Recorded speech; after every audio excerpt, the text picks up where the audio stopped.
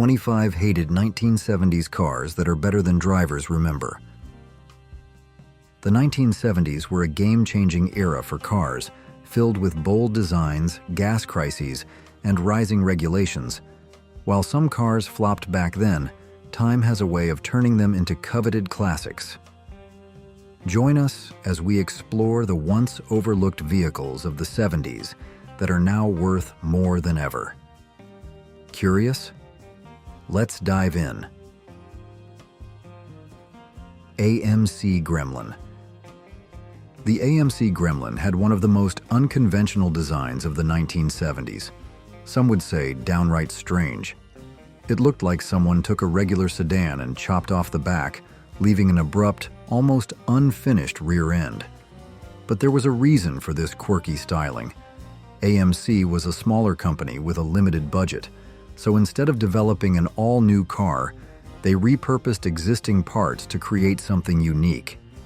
Under the hood, the Gremlin wasn't exactly a thrill ride. It wasn't built for speed, and its handling wasn't particularly refined. But then again, most economy hatchbacks of the era weren't known for their performance. What it did offer, however, was a surprisingly roomy interior for such a compact car. It was an affordable, fuel-efficient option during a time when gas prices were becoming a real concern for American drivers. Despite its practicality, the Gremlin faced criticism for its questionable reliability and inconsistent build quality. AMC was struggling as a company, and the Gremlin reflected the brand's financial challenges. Yet, over time, this odd little hatchback has gained a cult following. Today, well-preserved Gremlins have become collector's items, fetching impressive prices at auctions, a fate few would have predicted back in the day. Chevrolet Vega. Chevrolet has produced some of the most legendary cars in automotive history, but the Vega isn't exactly one of them. When it hit the market in the early 1970s, it was meant to be GM's answer to the rising demand for small, fuel-efficient cars. Unfortunately, it became infamous for all the wrong reasons: poor reliability, rust issues, and an aluminum engine that had a habit of overheating. Simply put, the Vega was a headache for many owners. But not everything about the Vega was a disaster. Its styling, while not groundbreaking at the time, has aged surprisingly well, and in today's classic car market, it stands out as a nostalgic piece of 1970s automotive history. What's more, the Vega's lightweight body and rear-wheel drive layout made it an attractive choice for gearheads looking to swap in bigger, more powerful engines. It didn't take long for the car to gain a following among hot rod enthusiasts who saw its potential as a budget-friendly performance machine. Despite its troubled past, the Vega has carved out a niche for itself in the collector's world. With a dedicated community keeping these cars alive, it's not uncommon to see Vegas fully restored or heavily modified at car shows today. Ford Pinto. The Ford Pinto was a bold move for the company, marking a shift towards smaller, more fuel-efficient vehicles. Before the oil crisis of the 1970s, American cars were all about size, power, and presence. But rising fuel prices and an influx of efficient Japanese imports forced U.S. automakers to rethink their strategy. Enter the Pinto, Ford's answer to the demand for a compact, budget-friendly car that could take on foreign competition. On paper, it seemed like a smart move. It was lightweight, affordable, and offered decent fuel economy. However, the Pinto became infamous for one of the biggest scandals in automotive history. Due to a critical design flaw, the gas tank was positioned in a way that made it highly vulnerable in rear-end collisions. If hit hard enough, the tank could rupture and catch fire, leading to tragic accidents. Ford's decision to delay a fix, due to cost concerns, resulted in lawsuits, recalls, and lasting damage to the Pinto's reputation. Despite its dark history, the Pinto has found a second life among collectors and custom car builders. Some enthusiasts have turned them into drag racers with massive V8 engine swaps, proving that even the most controversial cars can have a place in automotive culture. AMC Pacer. Alongside the Gremlin, AMC introduced another bold and unconventional hatchback in the 1970s, the Pacer. At a time when gas prices were soaring, American automakers had to rethink their approach to car design. The Pacer was AMC's attempt to stay relevant in a market shifting towards smaller, more fuel-efficient vehicles. Unlike anything else on the road, it featured a bubble-like shape with massive windows, making it look futuristic compared to its boxy competitors. Hatchbacks were still a relatively new concept in the US, but they were gaining traction thanks to their practicality and improved aerodynamics. The Pacer aimed to take full advantage of this trend. It was wide yet compact, offering a spacious interior while keeping fuel consumption reasonable. However, its radical design wasn't for everyone. Some loved its futuristic styling, while others found it downright bizarre. Unfortunately, the Pacer never became the success AMC had hoped for. Sales were underwhelming, and despite its innovative approach, it couldn't save the struggling automaker. Today, the Pacer has earned a cult following, particularly among collectors who appreciate its oddball charm. Though AMC eventually folded into Chrysler, the Pacer remains a fascinating relic from a time when automakers were willing to take big risks to stay in the game. Ford Mustang Cobra II. The Ford Mustang is one of the most legendary names in American muscle car history, but even this icon wasn't immune to the challenges of the 1970s. With rising gas prices and stricter emissions regulations, Ford had to rethink the Mustang's formula. The result was the Mustang II, a drastic departure from the powerful pony cars of the past. Instead of a muscular, high-performance machine, it was downsized and built on the same platform as the Pinto, a move that didn't sit well with longtime Mustang fans. To add some excitement to the lineup, Ford introduced the Cobra II, a performance-inspired version with aggressive striping, a hood scoop, and spoilers. Unfortunately, the flashy looks didn't translate into real muscle under the hood. Strangled by emissions regulations, the Cobra II's V8 was a shadow of the fire-breathing engines that had defined earlier Mustangs. While it wasn't a terrible car, it lacked the raw power enthusiasts craved. Do you own or remember driving any of these classics? Share your story. Plymouth Sapporo. In the 1970s, Japanese automakers were rapidly gaining ground in the US market, and American brands struggled to keep up.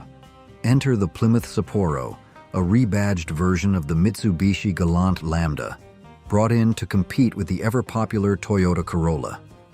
On paper, it seemed like a promising entry, compact, fuel-efficient, and featuring a silent shaft four-cylinder engine designed for smooth operation. But in reality, the Sapporo struggled to stand out. The engine, while innovative, suffered under the weight of emissions regulations, which choked its performance.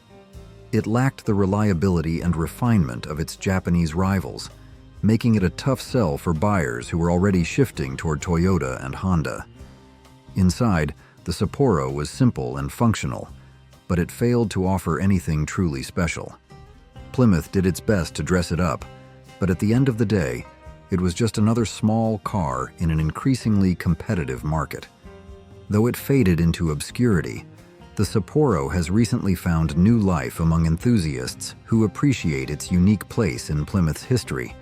With its retro styling and rear-wheel drive platform, some collectors see it as an underrated gem, ripe for modification and restoration.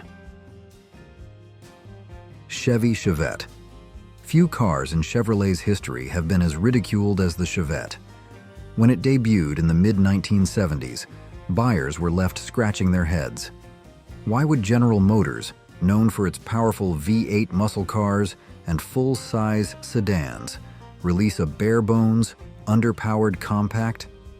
The Chevette was meant to be an affordable, fuel-efficient alternative during the oil crisis, but it fell short in almost every category. It wasn't particularly fast, nor was it the most economical car on the road. And with its basic interior and lack of modern features, it wasn't winning any comfort awards either. Yet, despite its shortcomings, the Chevette had an impressive production run, sticking around for over a decade as Chevy's entry-level offering. Many of these cars were driven into the ground, succumbing to rust or mechanical failure. But, in an odd twist, the Chevette has found a niche following in recent years. With so few surviving examples in good condition, collectors are beginning to see it as a relic of a bygone era. A clean, low-mileage Chevette is now a rare sight, making it a quirky showpiece that represents the simpler, budget-conscious side of 1970s motoring. Volvo 262C. Volvo has always been known for its durable, safety-focused sedans and wagons, but in the late 1970s, the company took a bold step into the luxury coupe market with the 262C. Designed in collaboration with Bertone, this sleek, two-door coupe aimed to compete with premium European brands like Mercedes-Benz. It featured a lower roofline, a plush leather interior, and a distinctive design that was unlike anything Volvo had produced before. The automotive press initially praised its build quality and refinement, but traditional Volvo buyers weren't convinced. The boxy, practical styling Volvo was known for had been replaced with something far more dramatic, and sales struggled as a result. Despite its lukewarm reception at launch, the 262C has aged surprisingly well. Its unique design now stands out as an example of Volvo's willingness to experiment, and collectors have taken notice. While it may not have been a bestseller, the 262C represents an important chapter in Volvo's history, one where the brand proved it could do more than just build safe family cars. Mercury Bobcat. The Mercury Bobcat was essentially a dressed-up version of the Ford Pinto, but that didn't save it from the controversy that plagued its twin.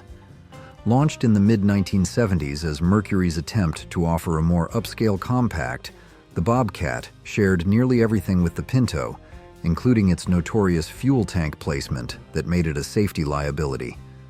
Though Mercury gave it minor styling tweaks, such as a fancier grille, upgraded trim, and more chrome, it still couldn't shake the Pinto's shadow.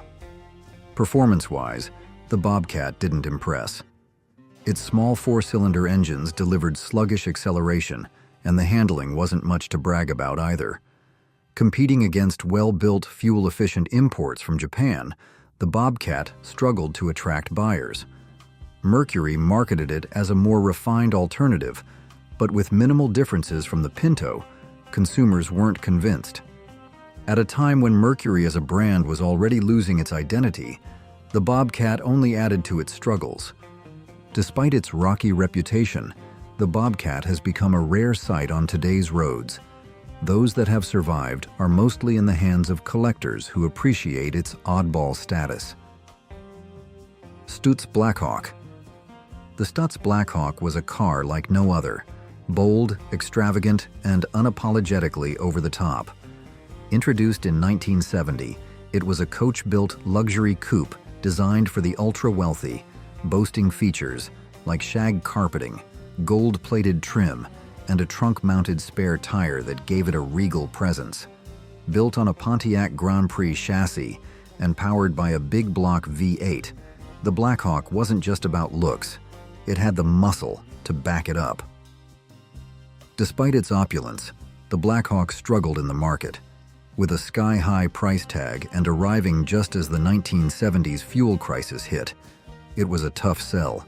Still, it found favor among celebrities like Elvis Presley, Frank Sinatra, and Dean Martin, who appreciated its exclusivity. Please comment 1 to let me know you'll be watching this video until the end. Chrysler Cordoba. Introduced in 1975, the Chrysler Cordoba was the brand's first foray into the personal luxury coupe market. With its signature Corinthian leather seats, opera windows, and upscale styling, The Cordoba aimed to offer a refined experience at a competitive price. Initially, the formula worked. Chrysler moved hundreds of thousands of units, thanks in part to a memorable advertising campaign featuring actor Ricardo Montalban. However, beneath the stylish exterior, the Cordoba suffered from quality control issues, lackluster performance, and poor reliability. As the decade wore on, tightening emissions regulations and rising fuel prices sapped its power, and buyers turned to more refined alternatives. By the early 1980s, the Cordoba had faded into obscurity. AMC Hornet 360. The AMC Hornet 360 was a bold attempt to inject performance into an economy car lineup. Launched in the early 1970s, the Hornet was AMC's answer to the Chevrolet Nova and Ford Maverick. But with a twist, the optional 360 cubic inch V8 gave it serious muscle car credentials. Despite its compact size, the Hornet 360 packed a punch, offering surprising acceleration and power for an affordable price. However, AMC's struggles with brand recognition and reliability issues kept the Hornet from reaching mainstream success. While the Chevy Nova dominated sales, the Hornet remained an overlooked underdog. Today, however, the car is gaining traction among enthusiasts, with many opting to swap in modern V8s for even more power. The Hornet 360 may not have been a sales hit, but in the world of sleeper muscle cars, it's a hidden gem. 1970 Dodge Dart Swinger. The 1970 Dodge Dart Swinger was Dodge's answer to young professionals seeking a stylish, performance-oriented compact. As a member of the Mopar muscle family, the Swinger stood out with its bold styling, optional vinyl roof, and aggressive stance. But its real appeal lay under the hood, offering everything from a modest slant 6 to a potent 340 V8, making it a lightweight powerhouse on the street. Despite its performance credentials, the Dart Swinger struggled against rising fuel prices and changing consumer preferences. However, time has been kind to this underrated muscle car. Today, the 1970 Dart Swinger is a sought-after classic, with Mopar enthusiasts eager to preserve and restore these hidden gems. Chevrolet El Camino. When it first hit the market, the Chevrolet El Camino was an oddity. Part muscle car, part pickup truck, and fully unconventional. While it had a loyal niche following, mainstream consumers were never entirely sold on its hybrid design. The cramped cabin and limited practicality made it a tough sell compared to traditional trucks, while muscle car purists often overlooked it in favor of the Chevelle or Camaro. Despite its striking styling and high-performance SS models, the El Camino never became a blockbuster hit in its prime. However, time has been kind to the El Camino. Once an underappreciated experiment, it has evolved into a highly sought-after collector's item.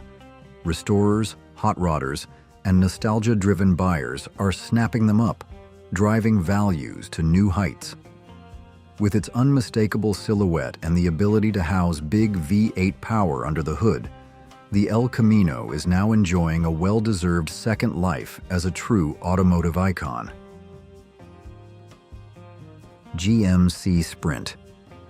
In the early 1970s, GMC briefly dipped its toes into the passenger car market with the Sprint, a nearly identical twin to the Chevrolet El Camino. Sporting minor differences in badging, grille design, and trim, the Sprint was marketed as a more utilitarian alternative within GMC's truck-heavy lineup. However, it never gained the same recognition as its Chevy counterpart, leading to limited production numbers and an eventual discontinuation. While the El Camino became a muscle car cult classic, the Sprint faded into obscurity until now. Collectors and enthusiasts have begun taking notice of its rarity, with values quietly climbing. As El Camino prices surge, more buyers are turning to the Sprint as an equally stylish and performance-capable option. Whether restored to factory specs or modified into a high-performance street machine, The GMC Sprint is finally stepping out of the El Camino's shadow and earning its place as a hidden gem in the collector's market. If you could bring back one 70s car with modern upgrades, which would it be? Volkswagen Type 181. Nicknamed The Thing, the Volkswagen Type 181 was one of the most unusual vehicles to come from VW in the late 20th century. Originally developed as a military transport for European forces, the Type 181 was a rugged utilitarian vehicle with a distinct boxy design. It shared mechanical components with the Beetle, including its air-cooled flat-4 engine and simple suspension system. However, its stripped-down, military-inspired aesthetic was a far cry from the smooth curves of Volkswagen's more famous models. When it arrived in the US in the early 1970s, the Type 181 stood out, appealing to adventurous drivers looking for something different. It wasn't a mainstream success at the time, but in recent years, it has gained a cult following. Restored examples fetch high prices, and enthusiasts love modifying them for off-road adventures. If you find one in good condition, expect to pay a premium for this quirky piece of Volkswagen history. Subaru BRAT. The Subaru BRAT, bi-drive recreational all-terrain transporter, was an odd but innovative entry into the small truck market. Designed as a compact utility vehicle, the BRAT took inspiration from the Chevrolet El Camino, but added Subaru's signature touches, most notably a flat-4 engine and all-wheel drive. These features made the BRAT surprisingly capable, giving it an edge in off-road conditions where similar vehicles struggled. One of its most bizarre yet defining characteristics was the pair of rear-facing jump seats in the truck bed, which allowed Subaru to classify it as a passenger vehicle and avoid the high tariffs imposed on imported trucks.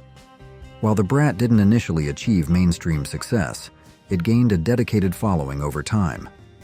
Today, it's a sought-after collector's item, especially among off-road and adventure enthusiasts who appreciate its quirky design, solid engineering, and go-anywhere capability. Ford Country Squire. For decades, the Ford Country Squire was the quintessential American family car. With its unmistakable wood paneling, long body, and spacious interior, it embodied the golden era of station wagons.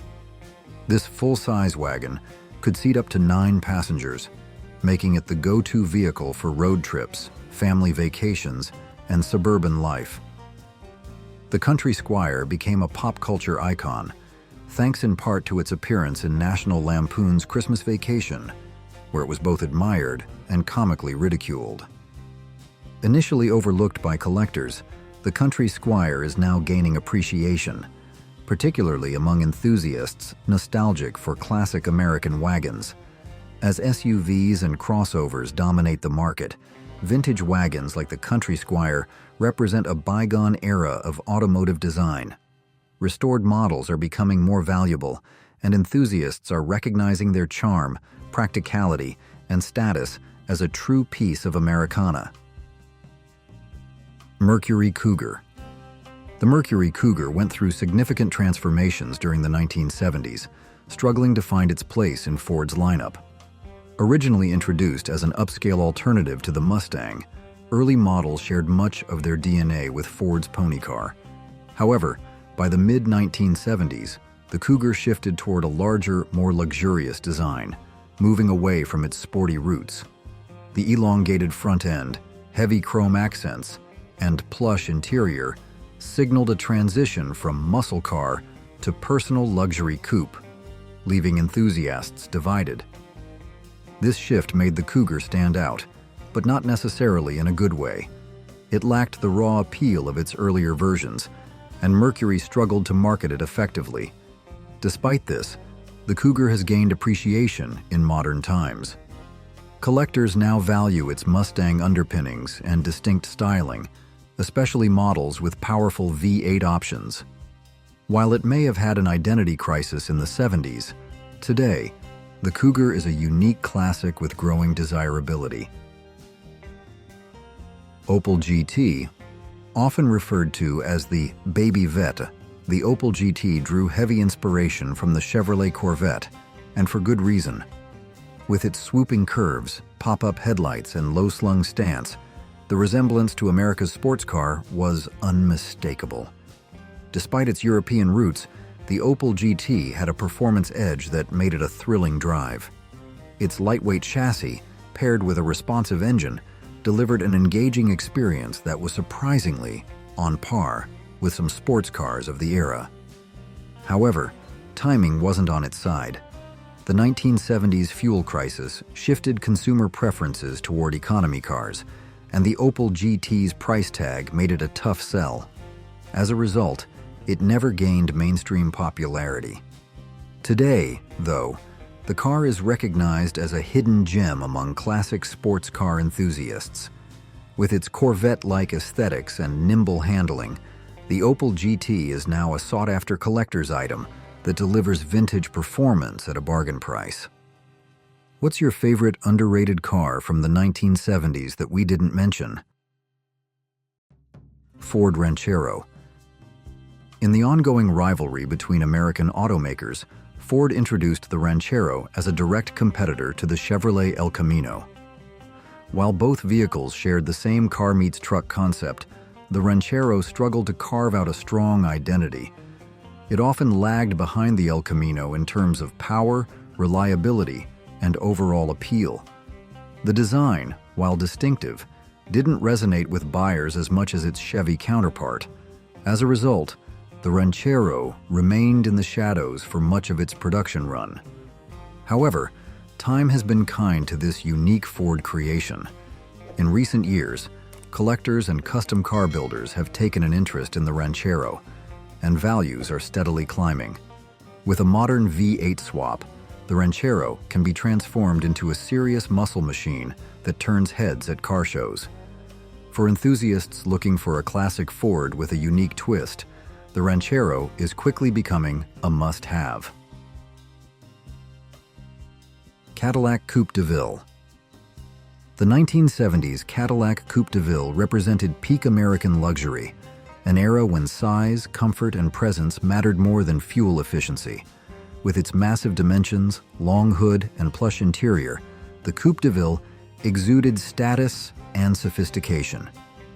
It was built for effortless cruising, offering a smooth ride and a powerful V8 that delivered commanding highway performance. However, as the fuel crisis hit in the mid-70s, the demand for oversized luxury cars declined, forcing GM to downsize future models. Despite this shift, the Coupe DeVille remains an icon among collectors. Its bold styling, signature Cadillac grille, and sheer road presence have made it a sought-after classic. Finding a well-preserved model today is becoming increasingly difficult, and prices continue to rise. As modern luxury cars prioritize efficiency over grandeur, the Coupe DeVille stands as a symbol of an era that will never be replicated, a true American land yacht. BMW E3 3.0 Sci. The BMW E3 3.0 Sci was a game-changer in the 1970s, marking BMW's rise as a serious contender in the luxury performance sedan market. At a time when American roads were dominated by oversized land yachts, the E3 stood out with its sleek, understated European design and precision engineering. Powered by a 3.0-liter inline-six engine, it delivered impressive performance, blending speed with refinement in a way that few cars of the era could match. This model played a crucial role in shaping BMW's identity and laid the foundation for the brand's now famous slogan, "The ultimate driving machine." With sharp handling, a well-balanced chassis, and an engaging driving experience, the 3.0C was far ahead of its time. Once an overlooked classic, its value has been steadily climbing as collectors recognize its significance. Plymouth Arrow. While Plymouth is best known for its muscle cars, few remember that the brand once ventured into the compact pickup truck segment with the Plymouth Arrow. Based on the Mitsubishi Fort and sharing similarities with the Dodge D50, The Arrow was a unique offering in an era when small pickups were gaining traction. It featured distinct Plymouth badging, a bold design, and a fuel-efficient four-cylinder engine, perfect for light-duty hauling and urban driving. Despite its practicality, the Arrow never gained widespread recognition, as Plymouth was primarily associated with performance vehicles. However, as the brand was discontinued in 2001, all remaining Plymouth models have gained collectability, and the Arrow is no exception. With most examples long gone due to age and wear, surviving units are rare and highly sought after by enthusiasts. If you spot one on the road today, consider it a rare glimpse into Plymouth's lesser-known history. Citroën SM. Few cars embody innovation quite like the Citroën SM. Launched in the early 1970s, this sleek Grand Tourer combined cutting-edge technology with avant-garde design, making it one of the most distinctive luxury cars of its time. It featured a hydropneumatic suspension system powered by pressurized liquid, delivering an ultra-smooth ride that felt almost otherworldly.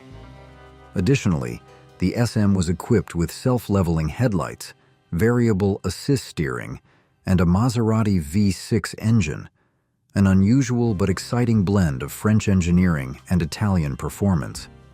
Despite its brilliance, the SM struggled in the U.S. market due to tightening regulations and Citroën's eventual withdrawal from North America. However, its legacy has only grown stronger. Automotive enthusiasts, including Jay Leno, recognize its place in history, and its value continues to rise. With its futuristic design and innovative technology, the Citroën SM remains a rare and fascinating piece of automotive excellence.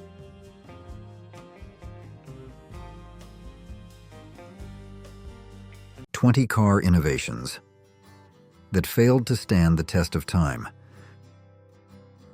Cars once had features that felt futuristic, but have now vanished. From crank-start engines to pop-up headlights, these innovations shaped their era, but couldn't stand the test of time. What made them disappear, and what replaced them? Let's take a drive through automotive history and find out. Bench seats. Bench seats were once a defining feature of American automobiles, especially in the mid-20th century. Unlike today's bucket seats, which are designed for individual comfort, bench seats stretched across the entire front row, allowing for a more social seating arrangement. This design meant that up to 3 people could sit side by side, making them popular for families and even romantic drives, where a passenger could slide closer to the driver, something that became a cultural hallmark of classic cars in movies and television. However, as car safety and design evolved, bench seats gradually disappeared. Automakers began prioritizing features like contoured support, side bolsters, and integrated headrests, all of which improved comfort and safety. Bucket seats, which became standard, also allowed for the integration of center consoles, cup holders, and additional storage, features that modern drivers have come to expect. Additionally, the rise of automatic transmissions made a front bench less practical, as many cars no longer needed column-mounted gear shifters. Today, bench seats are mostly a relic of the past, found in vintage and classic cars or full-size trucks. While they evoke a deep sense of nostalgia, they simply couldn't keep up with the changing demands of modern vehicle design. Hood ornaments. Hood ornaments were once a defining feature of automotive design, serving as both decorative elements and status symbols.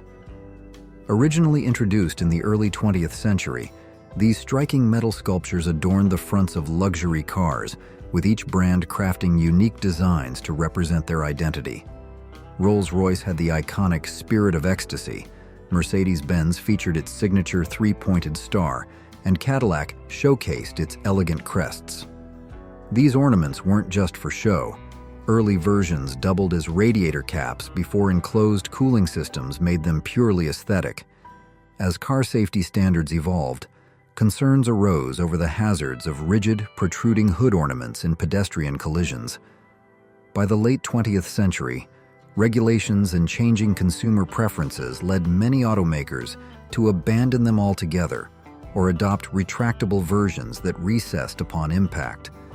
Additionally, modern car design shifted towards sleek, aerodynamic shapes, making bulky hood ornaments feel outdated. While they've largely disappeared from mainstream vehicles, hood ornaments still hold a special place in automotive history. They evoke nostalgia for a time when cars were as much about artistry as they were about engineering. Today, they remain coveted by collectors and enthusiasts who appreciate the craftsmanship and heritage they represent. Pop-up headlights. Pop-up headlights were one of the most recognizable and beloved automotive design elements from the 1960s through the 1990s, especially on sports cars. Their retractable nature allowed for a sleek, aerodynamic front end, maintaining a smooth body line when the lights weren't in use. When activated, these hidden headlights would rise from the hood or fenders, giving the car a dynamic, almost futuristic look. Iconic models like the Chevrolet Corvette, Mazda RX-7, and Lamborghini Countach all embraced pop-up headlights, making them a staple of performance and exotic car design. However, despite their aesthetic appeal, pop-up headlights had several drawbacks. The mechanical components required to lift and lower the lights were prone to failure, often leading to the infamous one-eye look, when only one side would deploy. Additionally, as aerodynamics and efficiency became more critical in car design, the raised headlights created drag, negatively impacting performance and fuel economy. More importantly, evolving pedestrian safety regulations deemed them hazardous in collisions, as their rigid structures could cause severe injuries. By the early 2000s, pop-up headlights were phased out entirely in favor of fixed, streamlined lighting systems.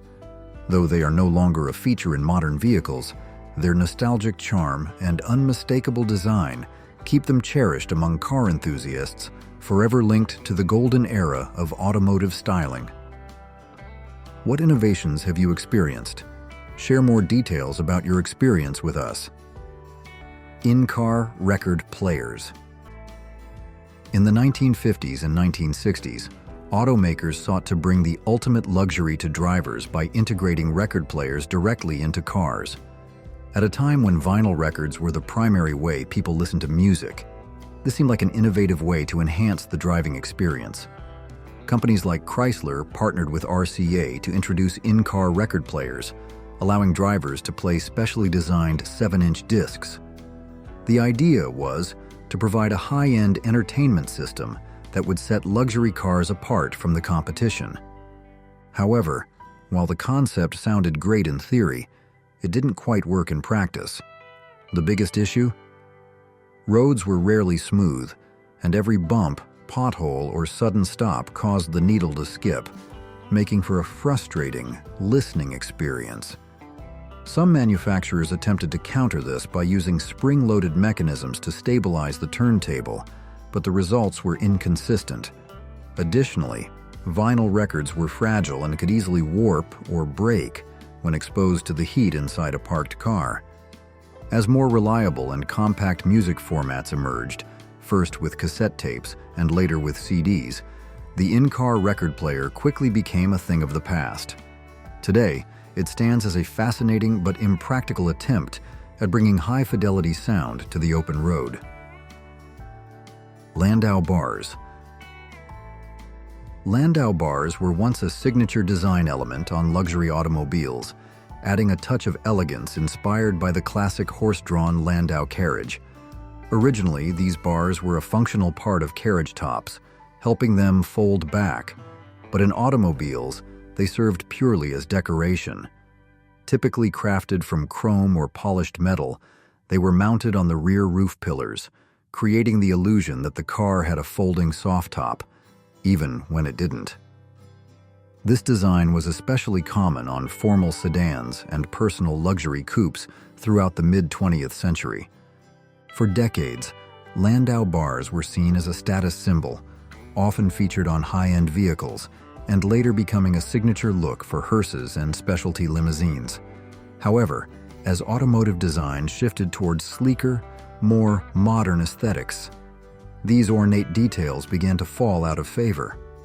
By the late 20th century, Landau bars had largely disappeared from mainstream cars, surviving mostly in niche markets like funeral vehicles or custom restorations. Today, they stand as a nostalgic nod to a bygone era of automotive styling. While rarely seen on modern cars, Landau bars remain a fascinating relic of a time when luxury was defined not just by performance, but by visual sophistication and classic design influences. What car innovation did you love the most?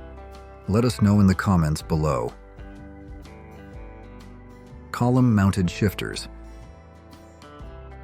The column-mounted shifter, often called the three on the tree for manual transmissions, was once a staple of automotive design, especially in North America from the 1930s through the 1980s.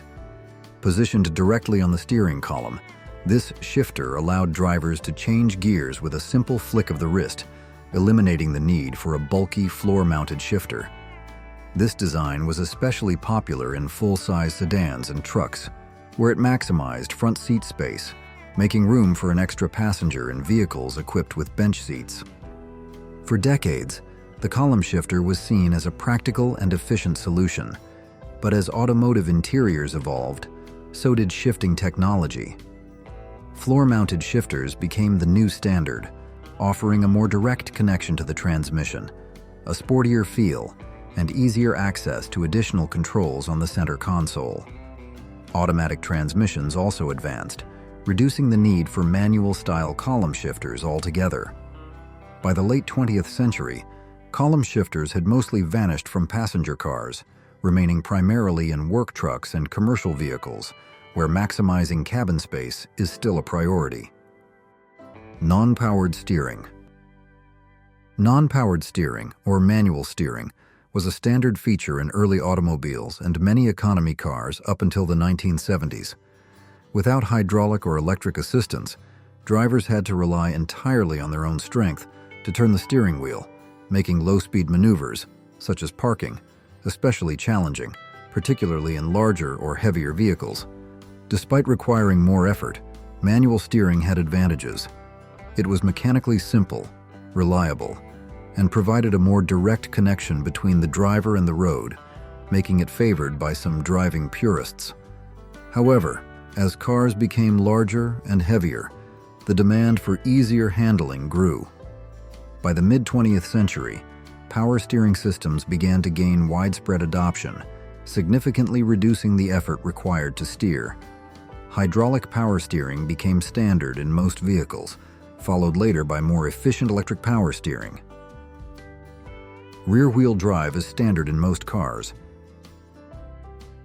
Rear-wheel drive, RWD, was the standard drivetrain in most passenger cars throughout the early and mid-20th century. This layout provided balanced weight distribution, predictable handling, and durability, making it ideal for performance and heavy-duty applications. Classic sedans, muscle cars, and luxury vehicles commonly used rear-wheel drive for its superior power delivery and driving dynamics. However, as automotive technology evolved, front-wheel drive, FWD, became more prevalent from the 1980s onward. FWD offered advantages such as better traction in slippery conditions, improved fuel efficiency, and increased interior space due to the absence of a drive shaft running to the rear wheels. Additionally, FWD vehicles were generally more cost-effective to produce. Despite the shift, RWD remains the preferred choice for sports cars, performance sedans, and trucks due to its superior handling dynamics, towing capabilities, and ability to handle high horsepower. Please comment 1 to let me know you'll be watching this video until the end. Metal dashboards. Metal dashboards were a defining feature of early automobiles, commonly found in cars from the 1920s through the 1960s. Made of solid steel and often painted or accented with wood grain or chrome trim, These dashboards were built for durability and style. Many featured intricate designs, toggle switches, and even exposed gauges, adding to the classic car aesthetic. However, as automotive safety standards evolved, metal dashboards became a significant concern. In collisions, their rigid structure posed a serious injury risk to drivers and passengers. This led to the introduction of padded dashboards in the late 1950s and early 1960s, incorporating softer materials like vinyl, plastic, and foam to absorb impact. By the 1970s, metal dashboards had largely disappeared from mass-produced vehicles, replaced by safer and more impact-resistant designs. Full-size spare tires. Full-size spare tires were once a standard feature in most vehicles, providing drivers with an identical replacement in case of a flat. This ensured consistent performance, handling, and durability, making long-distance travel more reliable. However, as automakers sought to reduce weight, improve fuel efficiency, and maximize trunk space, full-size spares gradually gave way to smaller, space-saving alternatives. Compact temporary spares, commonly known as donut spares, became the norm, offering just enough functionality to get the driver to a repair shop. In recent years, some manufacturers have eliminated spare tires altogether, opting instead for run-flat tires or tire repair kits. While these solutions save space and weight, they can be less convenient for drivers dealing with severe tire damage. Despite this shift, full-size spare tires remain a preference for off-road vehicles, trucks, and certain high-performance models where durability and reliability are critical. Crank-start engines.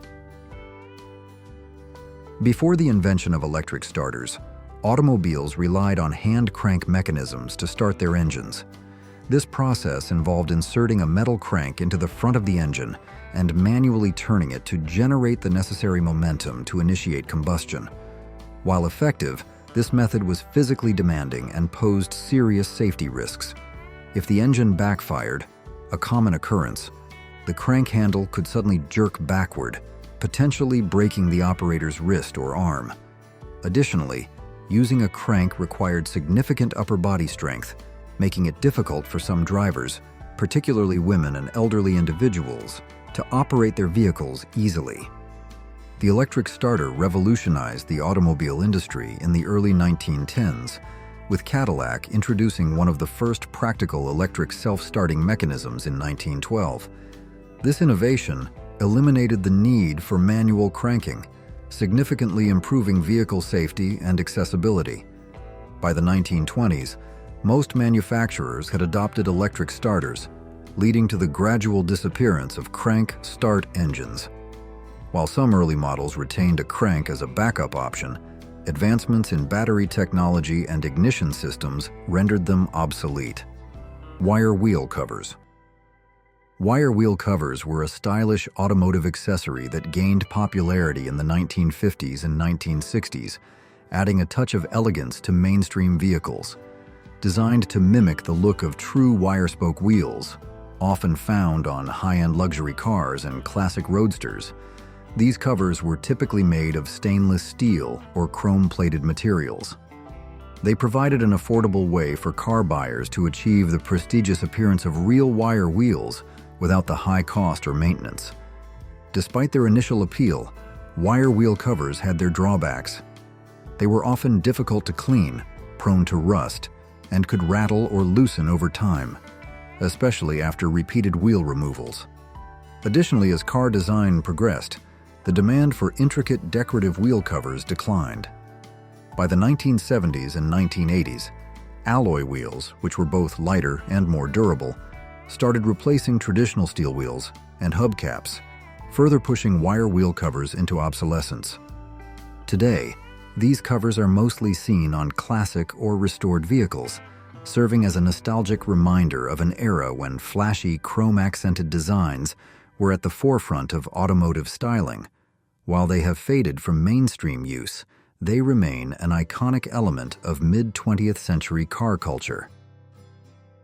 Automatic seat belts. Imagine getting into a car, shutting the door, and suddenly, your seatbelt moves into place all on its own. That was the idea behind automatic seatbelts, a feature introduced in the 1980s as an early attempt to improve passenger safety. These motorized belts were designed to automatically secure the driver and front passenger without them having to reach for a buckle. Sounds convenient, right? Well, not exactly. While the concept was well-intentioned, the execution left much to be desired. The system often consisted of a shoulder belt that slid along a track when the door was closed, but the lap belt still had to be fastened manually. This led to a false sense of security, as many people ignored the lap belt altogether. Worse yet, the automatic mechanism could be unpredictable, sometimes trapping passengers or failing to engage properly. Another major issue? Child safety seats. Automatic belts weren't compatible with many car seat designs, creating a safety hazard instead of solving one. By the mid-1990s, as airbags and improved conventional seatbelts became standard, automatic seatbelts were phased out. Woody cars. Few vehicles capture the spirit of classic American motoring quite like Woody cars. These stylish station wagons, featuring real wooden body panels, were a symbol of craftsmanship and luxury from the 1930s through the early 1950s. Originally, wood wasn't just an aesthetic choice, it was a practical one. Early automakers used wood for parts of the car's body structure, especially for wagons, as it was easier to shape and more affordable than steel at the time. Woody wagons were highly sought after, especially among families and travelers, offering spacious interiors and a unique handcrafted appearance. However, as beautiful as they were, they had major drawbacks. Wood required extensive maintenance, as it was prone to warping, rotting, and weather damage. Additionally, wooden frames lacked the structural integrity and crash resistance of steel, making them less safe. By the 1950s, advances in manufacturing made all steel bodies more practical, durable, and cost-effective. Automakers phased out real wood in favor of simulated wood paneling, eventually eliminating the style altogether by the 1990s. Despite their decline, Woody cars remain an enduring icon of vintage Americana, beloved by collectors and surf culture enthusiasts alike. Vent windows. Vent windows, also known as wing windows, were once a common sight on cars, especially in the mid-20th century. These small, triangular glass panels were positioned at the front of the side windows and could be manually opened to direct fresh air into the cabin. Before air conditioning became a standard feature in vehicles, vent windows provided a simple and effective way to cool down a car, especially during hot summer drives. They were particularly useful for smokers, as they could help quickly vent out smoke without rolling down the entire window. Despite their practicality, vent windows gradually disappeared as automotive technology advanced. As air conditioning systems became more powerful and widely available, the need for additional airflow solutions diminished. Automakers also began prioritizing sleeker, more aerodynamic designs, and vent windows disrupted the smooth lines of car doors. Additionally, they could be a weak point in security, making vehicles more vulnerable to break-ins. By the 1980s and 1990s, vent windows had largely vanished from passenger cars, surviving only in some commercial vehicles and classic restorations. While they remain a nostalgic feature for vintage car enthusiasts, modern cars have left them behind in favor of improved climate control and streamlined styling. Ashtrays and cigarette lighters. There was a time when nearly every car came equipped with a built-in ashtray and cigarette lighter, a reflection of just how common smoking was throughout much of the 20th century. These features weren't just an afterthought, they were an expected convenience, with ashtrays often integrated into the dashboard, door panels, or even the back of the front seats for rear passengers. The push-button cigarette lighter was a simple yet effective design. Press it in, wait for it to heat up, and then pull it out to light a cigarette. However, as attitudes toward smoking shifted and the health risks became widely recognized, the presence of ashtrays and lighters in vehicles began to decline. Laws restricting smoking in cars, particularly when children are present, further reduced the demand for these features. By the late 1990s and early 2000s, many automakers began removing built-in ashtrays altogether, offering them only as optional accessories. While ashtrays have virtually disappeared from modern vehicles, the cigarette lighter socket has found a second life. Now commonly referred to as a 12V power outlet, it serves as a universal charging port for smartphones, GPS units, dash cams, and other electronic devices. Though smoking in cars has largely faded from mainstream culture, the remnants of this once essential feature still exist, just with a new purpose. Manual wind-up windows. Manual wind-up windows were once a standard feature in nearly every car, requiring passengers to physically turn a hand crank to raise or lower the glass. While this design was mechanically simple and highly reliable, it required effort, especially when adjusting multiple windows. Found in most vehicles up until the 1990s, these manually operated windows were valued for their durability and lack of electronic components, making them less prone to failure compared to early power window systems. However, as technology advanced and convenience became a higher priority for consumers, power windows gradually took over. The ability to adjust all windows with the push of a button, rather than manually cranking each one, became an attractive selling point. Additionally, automakers began incorporating advanced safety features into power windows, such as automatic reversal if an obstruction was detected. Today, manual wind-up windows are rare in new cars, typically only appearing in budget-friendly or utilitarian models. Despite their near extinction in modern passenger vehicles, they remain a symbol of a simpler automotive era, one where mechanical reliability often trumped high-tech convenience. Carburetor engines. For much of the 20th century, carburetors were the standard method for mixing air and fuel in internal combustion engines. These mechanical devices worked by drawing fuel into the airstream using vacuum pressure, ensuring the proper fuel-to-air ratio for combustion. While carburetors were effective and widely used, they required frequent adjustments to maintain peak performance.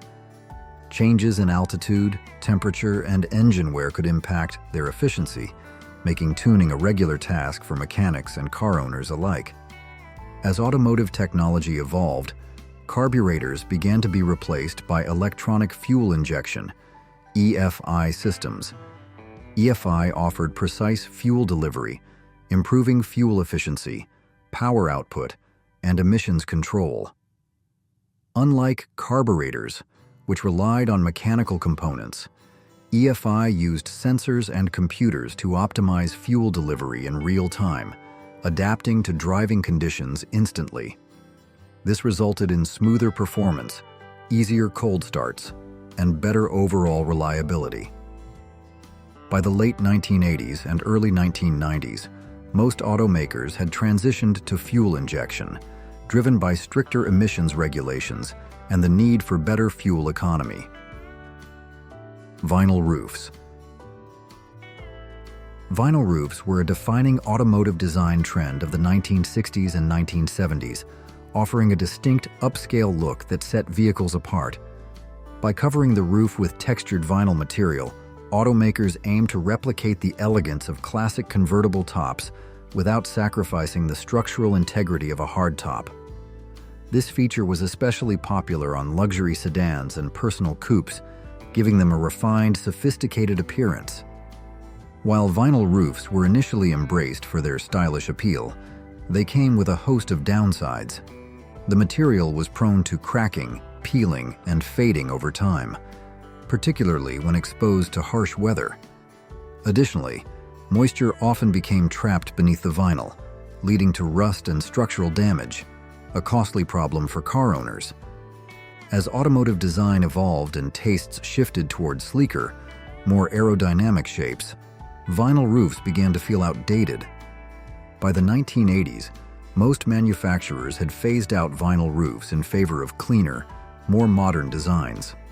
Today, they are primarily seen on vintage or restored vehicles, evoking nostalgia for an era when bold styling and luxury touches were key selling points in the automotive world. Have you ever owned a car with pop-up headlights or a vinyl roof? Share your memories. White wall tires. White wall tires were a defining style element of automobiles from the 1930s through the 1970s, instantly recognizable by their striking contrast of white rubber sidewalls against black treads. Originally a luxury feature, these tires were associated with high-end vehicles and elegant designs, making them a popular choice for classic sedans, convertibles, and even early muscle cars. Their popularity peaked in the 1950s, when wide white walls were a symbol of prestige and sophistication. However, as automotive design shifted toward a sportier, more performance-oriented aesthetic in the 1960s, white wall tires gradually became narrower before fading from mainstream use altogether. Maintaining their pristine white surface was also a challenge, as they easily accumulated dirt and required frequent cleaning. By the late 20th century, black wall and raised white letter tires became the norm, offering a more modern and low-maintenance look. Today, white wall tires are primarily found on restored classic cars, vintage hot rods, and certain luxury models that pay homage to the past, preserving their nostalgic charm as a symbol of a bygone era in automotive style. Luggage racks. Luggage racks mounted on car trunks were once a common sight, especially in the 1970s and 80s, offering a stylish yet practical way to transport extra cargo. These metal racks, often made of chrome or aluminum, allowed travelers to strap suitcases, duffel bags, or even outdoor gear directly onto the back of their vehicle, freeing up interior space for passengers. They were especially popular on sporty coupes, convertibles, and even some station wagons, giving cars a road trip-ready look. However, as automotive design advanced, the need for these external racks diminished. Car manufacturers began improving trunk space and integrating foldable rear seats, making interior storage more efficient. Additionally, security concerns arose. Items strapped to an external rack were exposed to theft, rain, and wind, making them less practical for long-term use. Roof racks and enclosed cargo carriers also became more popular alternatives, providing safer and more aerodynamic solutions for extra storage. By the 1990s, luggage racks on trunks had largely disappeared from new car designs. Today, they serve as a nostalgic reminder of a time when road trips were an adventure and style sometimes outweighed practicality. Car phones. Car phones were once the ultimate status symbol, representing cutting-edge technology and luxury during the 1980s and 90s. Unlike today's compact mobile devices, these phones were permanently installed in vehicles, often mounted in the center console or near the armrest. Equipped with a wired handset and a dedicated antenna, they allowed drivers and passengers to make calls while on the road, an innovation that seemed straight out of the future at the time. Business professionals, executives, and even celebrities were among the early adopters, using car phones as a tool for both convenience and prestige. However, the rise of personal cell phones quickly rendered car phones obsolete. As mobile technology improved, portable phones became more affordable and accessible, eliminating the need for a dedicated in-car communication system. By the early 2000s, automakers stopped offering factory-installed car phones, shifting their focus toward integrating hands-free solutions instead.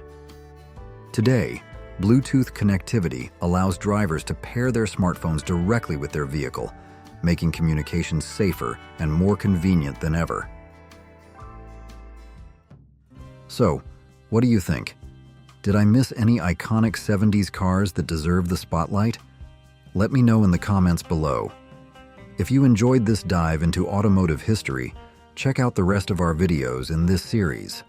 Don't forget to hit subscribe and share Who Remembers with fellow car enthusiasts. Thanks for watching, and stay tuned for more nostalgic content.